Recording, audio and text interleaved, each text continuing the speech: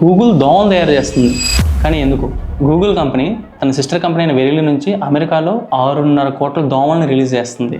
Story చూద్దాం, కలిసి రావడం, ఫాలో కొట్టేసాను. మ్యాటర్ ఏంటంటే దోమల ద్వారా వచ్చే డిసీజెస్ని అరికట్టడానికి గూగుల్ అన్న ల్యాబ్లో దోమలను తయారు చేసింది, వాటిని ఎన్విరాన్మెంట్లోకి వదులుతుంది.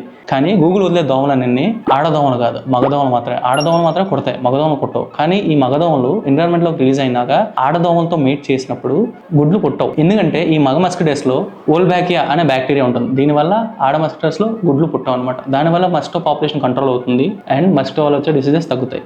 దీనివల్ల వీళ్ళు డబ్బులు ఎలా సంపాదిస్తారు అంటే, వీళ్ళు డైరెక్ట్గా మనుషులతో బిజినెస్ చేయరు. గవర్నమెంట్స్కి నేలా నీ కోసం మస్కిటోస్ని కంట్రోల్ చేస్తా, నా కింద డబ్బులు అని బేరం పెట్టుకుంటారు అనమాట. ఇది కూడా ప్యూర్లీ బిజినెస్.